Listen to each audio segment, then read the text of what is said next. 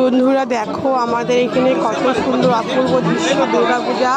তোমরা সবাই দেখে উপভোগ করো।